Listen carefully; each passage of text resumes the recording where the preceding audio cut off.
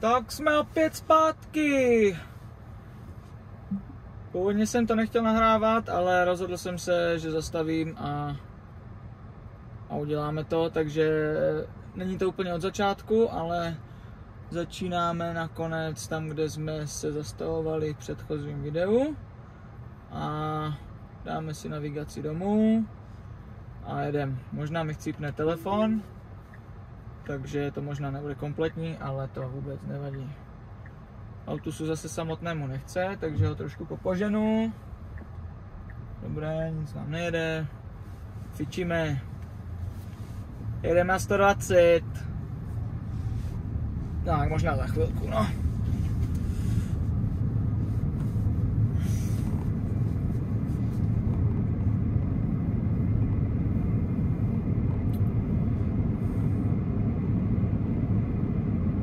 Bohužel vám nemůžu hrát hudbu, nebo sobě spíš, protože bych dostal od YouTube strikeout, nebo jak se tomu říká, nikdo by to nemohl vidět, musel bych to odstraňovat, ten zvuk, a znělo by to úplně na houby.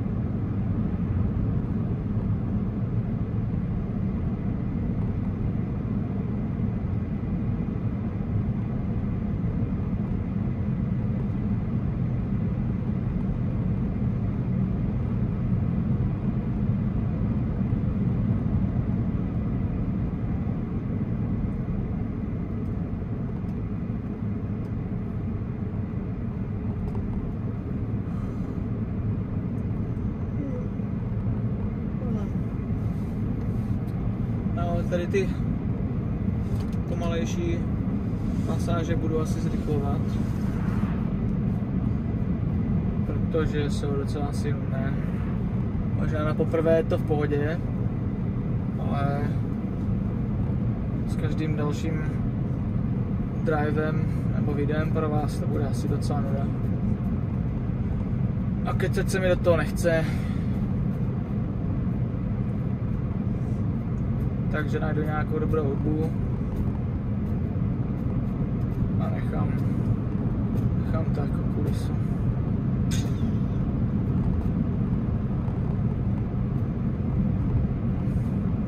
Samozřejmě jakékoliv otázky velice rád odpovím, takže pište, co vás napadne, ať už ohledně toho full self drivingu nebo Cybertrucku, nebo obecně ohledně Tesly, o tom, jak se řídí tady v Kanadě, cokoliv vás napadne, velice rád odpovím, co budu vědět. A jelikož vím víc než Google, tak toho bude hodně.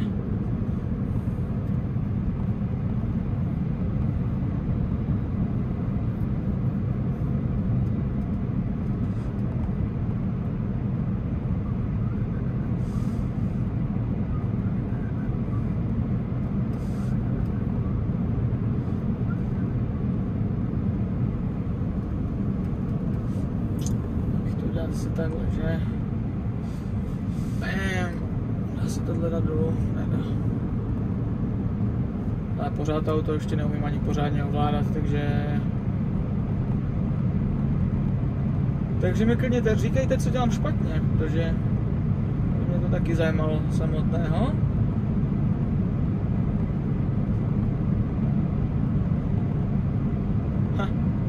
Zajímavá planina, jsem myslel, že to teda zobrazuje okolí po celé mapě a mám takový čtverec dvoudimenzionální.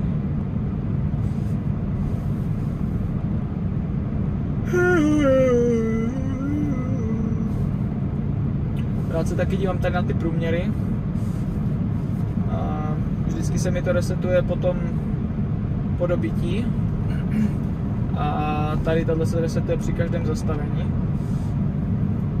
takže se dá pěkně sledovat, jaká je spotřeba energie. Tady z Pemby do Whistleru je to vždycky nahoru a dolů, respektive z Pemby do Whistleru je to nahoru, asi 400 výškových metrů a z Whistleru do Pemby naopak dolů, takže vždycky do Whistleru to spotřebovává hodně, až 10% většinou, přes 10 někdy. A naopak z Whistleru to spotřebuje třeba jenom 2%. A já to právě rád sleduju. Tady se dají vidět průměry za poslední různé vzdálenosti. Posledních 150 km, 236 hodin na kilometr vůbec není špatné. V podstatě znamená, že mám přes 500 km dojezd. Posledních 15 km to jsem jezdil jenom po Whistleru, takže to byla docela nuda. Za posledních 300 sranda. Průměr je v podstatě stejný, 150 a 300 kiláků. No a já jsem taky v podstatě jezdil jenom Whistler Pemby poslední týden, takže to jsou vyloženě jenom data z dojíždění do práce. Nevím, jestli se to tady dá nastavit, že by se dalo vidět průměr z větších vzdáleností, že by mě docela zajímal průměr celkový, nebo třeba od té doby, co to auto mám, což je asi 4,5 tisíce kilometrů. Už jsem skoro zdvojnásobil za měsíc ty kilometry, co to auto má, to jenom dojíždím do práce v podstatě. No a tady vlastně vidíte, o čem jsem mluvil, trošku jsem se toho dotkl akorát. A tady tohle je docela zajímavá funkce, protože ono to vypadá, že to auto je napojené ne na mapu, ale prostě přes tu trasu, která je zaznačena v té navigaci jako domů aktuálně. Teď docela ostře brzdíme, dynamicky, ale naprosto komfortně. No, takže to auto si načte tu trasu z té navigace a jenomže ono tam má i výškový profil, což je docela cool, protože tady vlastně vidíte, ta šedá linka je projektovaná spotřeba, ta oranžová, potažmo zelená je aktuální. Tady vidíte, že kolik jsem spotřeboval, tady jaký je rozdíl mezi tím, co to předpokládá, že spotřebuju a kolik jsem skutečně spotřeboval. Tady je real-time projekce toho, kolik budu mít charge, respektive baterky v cíli. A tady teda vidíte ten výškový profil, teďka jdeme výškový profil. Tady vidíte prostě předpoklad toho, jak bude auto spotřebovat energii, ale to se vyloženě z veliké části odvíjí právě od výškového profilu cesty. Takže tady vidíte, že auto dokonce nabírá energii, nebo nabralo za poslední chvilku a teďka bude nabírat energii znovu, protože prostě jdeme z kopce. Potom pojedeme chviličku do kopce, což je tady. Kde tady? Ne, teď jdeme z kopce, ano. Pak pojedeme do kopce někde tady. To uvidíte, to bude asi Suicide Hill takzvaný. Tak schválně, jsem zvědav. No, No jasně, teďka jedeme z kopce, takže nabíráme energii. Live projection se nám zlepšila, zelená linka ukazuje, jak teď aktuálně vypadá naše spotřeba. A je docela cool vidět, když začnete novou jízdu, to snad ukážu někdy, a jedete čistě z kopce, tak ono je to takový neintuitivní. Člověk je z normálního auta zvyklý, že když jede z kopce, tak jede, už nevím, jak se tomu říká, ne na neutral, ale na volnoběh, ano, na volnoběh. Tak, aby nespotřebovával žádnou energii, že jo? Jenomže tady to auto nejen, že nespotřebovává energii z kopce, ale ono si ji dobí. Takže normálně vidíte real time, když jdete čistě z kopce ze začátku, kolik tomu autu přibylo energie. Což je docela cool. Já pořád se mi kolem toho nedokáže omotat hlava, pořád to nedokážu zpracovat nebo pochopit mentálně. Naprosto, jako chápu to racionálně samozřejmě, ale ten koncept prostě nedokážu chopit. Možná jsem jenom debil, kdo ví.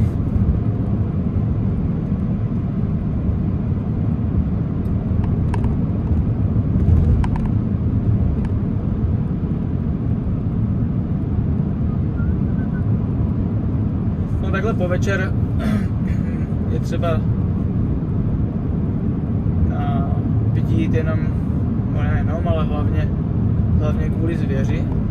To auto moc teda jako nedává pozor na zvěř. Ještě jsem ho neotestoval až do krajních mezí a asi ani nechci, protože celkově se zvěří jsem opatrný a když vidím nějaký vele na cestě, tak prostě zpomalím okamžitě. Když to tomu auto se moc nechce, takže to vždycky radši udělám za něho. Přece jenom nerad bych zabil jelena a zároveň bych nerad napořil to auto a potom ho musel spravovat. Platit vysoké insurance a tak. Takže takhle po večeru nic nejezdí, no, tak v těch zatáčkách nemusím moc vidět ohledně aut. Tomu autu fakt věřím, ale pěkně se tak dívám jenom po okolí vždycky. Po očkách jelenů, medvědů, lišek, kugrů a unicornů, kteří tady žijou. A ještě Bigfoot tady může někde být náhodou.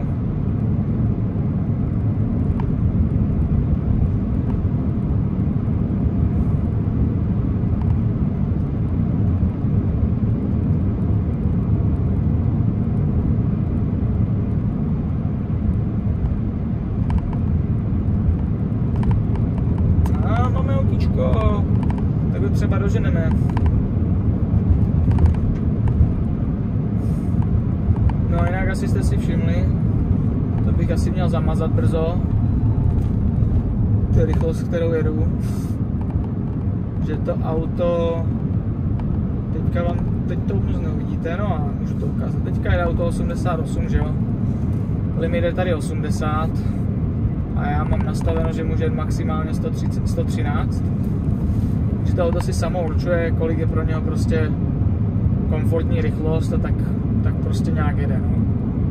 A dá se mu přikandlovat, což jako docela často dělám, protože tady na té highway si jezdí poměrně rychle a je docela zbytečné se tady plahočit. A tady teďka vidíte přesně, o čem jsem mluvil, tady teď půjde spotřeba energie nahoru, respektive spotřebujeme více energie, proto jde ta křivka tady dolů. A to je přesně ten Suicide Hill, o kterém jsem mluvil, takže kopec nahoru, větší spotřeba energie. Takže takhle krásně, když si naplánujete dlouhou trasu, tak vidíte přesně, jak nahoru a dolů pojedete.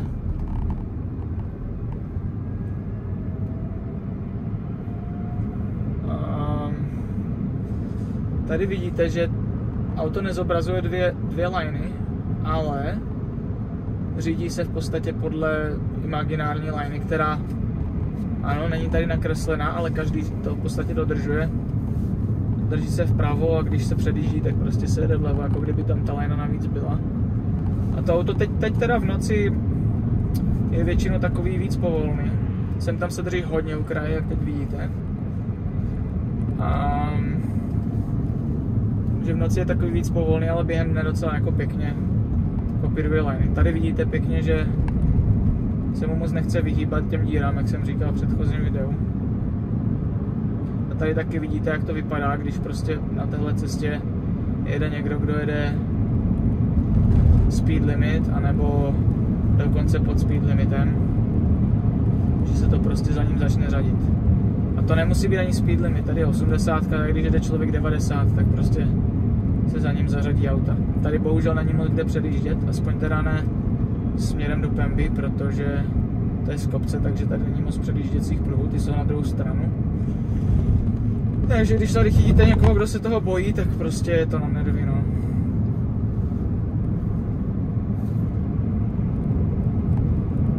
A od toho právě je výborná tady ta funkce full self-drivingu, protože to člověk prostě zapne a nemusí se rozčilovat. No, jak vidíte, auto pojede. Já si myslím, že by jelo i 100, kdyby vidělo, že tam nejsou auta. Ale pěkně si dodržuje vzdálenost, víš, že kdyby jelo rychlejc, tak se zbytečně přiblíží těm autům a pak by musel zpomalovat, což absolutně nedává smysl, takže naprosto racionální rychlost. A někdy, když je samo to auto na cestě, tak někdy jde až 110, jako, což se divím. Ze začátku nechtělo, ale na posledním updateu to začalo docela fičet. Právě vždycky, když jsem chtěl jet rychlejc přes tu 100, tak jsem to musel trošku přikendlovat. A jak říkám, tady ten můj limit je nastaven v podstatě, jak to říct, no, auto prostě by nemělo, nebo asi jakože nesmí, ještě to nemám odzkoušené, ale myslím si, že to auto nepřekročí tady ten limit, který mám nastavený aktuálně na 115. Každopádně to neznamená, že to je spodní limit, jo? Že to auto se bude snažit držet těch 115. Ale pokud chci zrychlit, tak normálně mu dám akorát, jak se to řekne, šlápnu na plyn a určím v podstatě takovou rychlost, kterou chci, aby to auto se snažilo dodržet. Potom, když ten plyn pustím, tak to auto se snaží většinou ho dodrží ten limit, pokud to není nějaký extrém. No. Ale jde to vidět, jako, že ty zatáčky trošku řeže jinak, že s tím není úplně jako comfortable. No. Což zase to nechceme ten systém úplně hrotit. Samozřejmě pak vždycky dávám větší pozor pro jistotu, ale takhle, když to auto nechám jet, jak se mu samotnému chce, tak absolutně nemám strach, že udělá nějakou ptákovinu. Takhle po cestě samozřejmě. Potom na křižovatkách to samozřejmě trošku jiné. A ono dá se jet xkrát tam a zpátky bez toho, aniž by to auto udělalo chybu. A pak jednu jízdu udělá třeba 3 takové zásadní chyby, které si člověk řekne, že jak se to vlastně stalo. Že normálně takovou situaci prostě to auto zvládá bez problému a z ničeho nic. To úplně jakože nezvládne.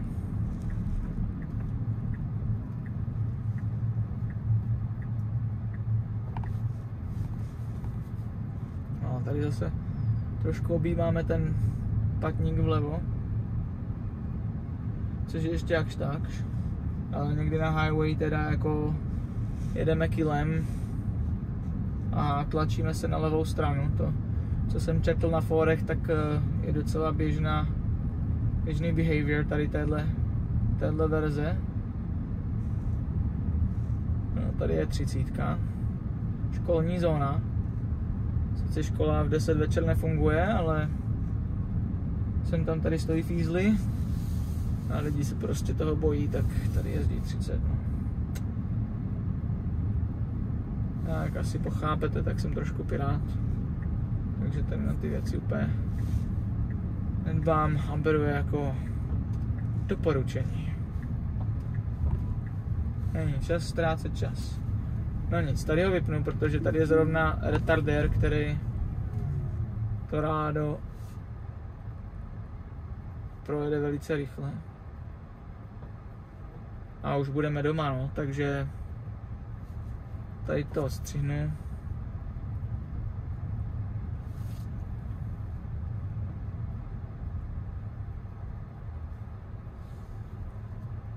To je tak křáp.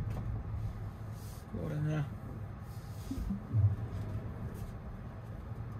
Mi tu stojíš. A parkovat s tím ještě neumím.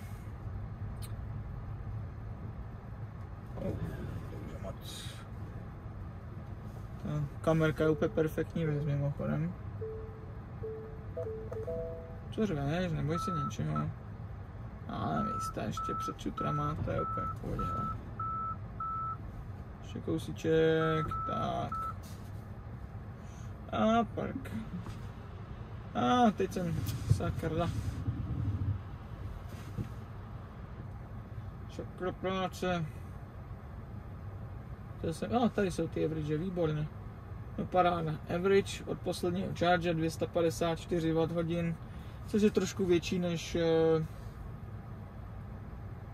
moje průměrná spotřeba za 150 na 300 km. Wow, to jsem ještě zmenšil, to nevím, jak se mi povedlo.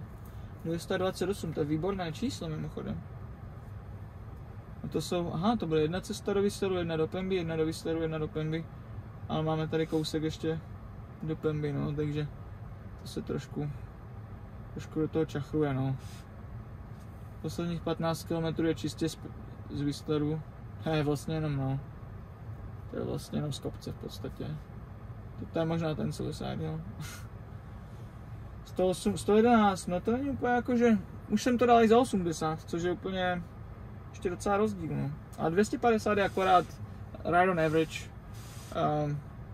Pojezdil jsem asi trošku ve Whistleru, ještě tam a zpátky vlastně. Normálně by to bylo nějakých 69 kiláků asi. A asi trošku menší spotřeba. No, jako snažím se to trošku snižovat tu spotřebu. Ale jo, to jsem ještě vlastně letěl. To jsem letěl ráno, to jsem tomu dával docela. Kdybych to ráno nehonil, tak si myslím, že tak 220 bych dal. Což potom už vychází na pěkných, no kolik to je, 222 hodin. A mně se nechce počítat vůbec.